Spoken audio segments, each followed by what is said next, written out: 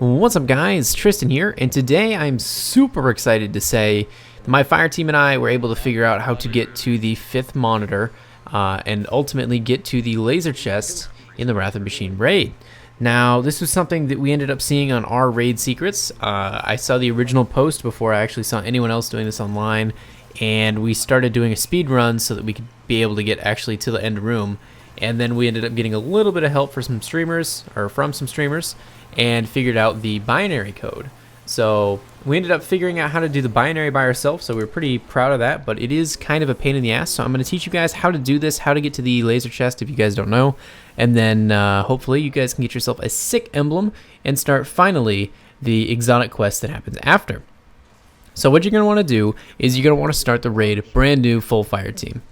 You're going to have to do this raid essentially all the way through in order to be able to get all of the monitors. There is a way currently to skip the Zamboni on the very top of the wall, but I wouldn't recommend it as we weren't able to get into the last monitor or the 3rd monitor in there without beating the Zamboni. There's some sort of difference in what the map is like. So you're going to have to do all these fights all the way through the end.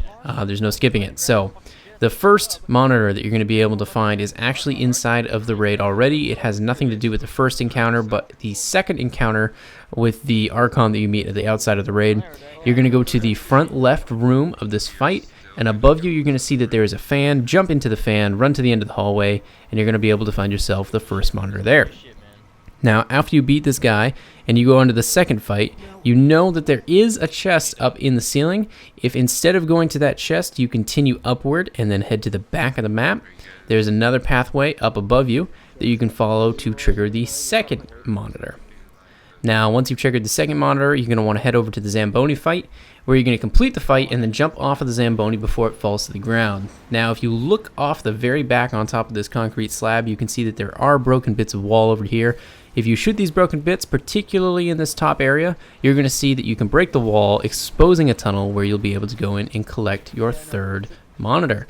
Now, the 4th monitor is fairly difficult to get. It's right underneath the guy when you kill him, so that we're not actually going to collect until the very end of the raid, but we're going to show you how to get the quote-unquote 5th monitor, which actually occurs 4th in the sequence if you were to play the raid through front to end. So in order to get this, there are 2 terminals inside of the server room that you're going to have to be able to use. Now, I'm going to include this on screen. This is something that was put up on our Raidsecrets. I'll provide the username here in a second. This guy went through with the fire team and they collected a ton of information. I mean, the amount of information that must have been involved to make this is just amazing. But eventually, after he compiled all of these and was able to sort these together, it ended up making this map. Now, these are the different siva modules or tubes that you can see in the ground here inside this diamond room. And by going around and jumping on these in a certain order, as you see above, you can actually trigger an interactable mode for the 2 monitors that are inside the server farm. So on this map, highlighted in red are the ones that you need to actually stand on for your fire team to be able to trigger this. You'll notice there are 4 of them, as there will be 4 of you people running around inside of the server farm, or actually inside of this module area, while 2 of you are inside of the server farm. Now, if you guys have anyone with you that can read Bianary, it's not very difficult, but I have included a link to a Bianary key. It's very easy to do. There is a time limit on this, but you should be able to read this key fast enough, because what's going to end up happening is that once you trigger these 2 monitors to be interactable, they're actually going to give you a binary sequence on each monitor. One's going to be the left monitor and one's going to be the right monitor. I noticed that the monitor on the left actually does have a siva symbol on it, and that actually represents the column. So from left to right, that's going to represent which one you have to go to, and then the row, which is front to back, is going to be represented by the right number. Now, we messed around with this quite a bit to be able to figure it out ourselves, but what we essentially figured out is that in Bianary, 0 isn't really represented very well. I'd use Bianary on a day-to-day basis. It's not that difficult, but looking for a way to start jumping on these different modules was kind of a pain. So if you're able to get a 0-0 combination, that means you need to stand on the module that's closest to you, and then 1 will be closer to the wall, 2 will be even closer, 3, and so on and so forth until you reach the opposite wall of your quadrant. And when I say quadrants, as you'll notice, there are 4 sections to this map.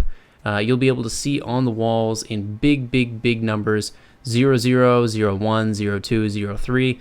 You're going to be going in an ascending order from 0 all the way left around the room until you hit 3. And you're going to have to follow the directions of the 2 people inside the server farm in order to jump on these different modules. Now, if you jump on the first one correctly, you'll see that at your feet there's actually going to be a kind of frosted look that appears on top of this module. That doesn't occur on all of them. In fact, you will hear a sound when it goes right. You're going to have to continue jumping on these in the correct order, and it will take some time until you actually get the correct order. Now, once you do this, if you do it wrong, it's going to give you a buzzer, but if you do it correctly, the center diamond will open and expose a very large siva heart.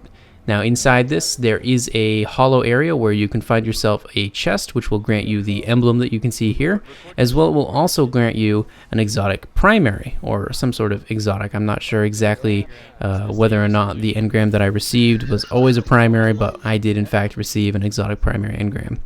Now, if you look off to the left of it, you can see this is the other monitor, or what I will call the 5th monitor that everyone's been looking for. And as soon as you pick this up, all you have to do is head to the final boss fight, complete the boss, head down the stairs, turn off the last monitor, and you've got yourself a chest. So anyways, if you guys like this video, please drop a like. I hope I can answer any of your questions that you guys have in the comment section below. Feel free to share this if it helped you, and if you need to help a friend.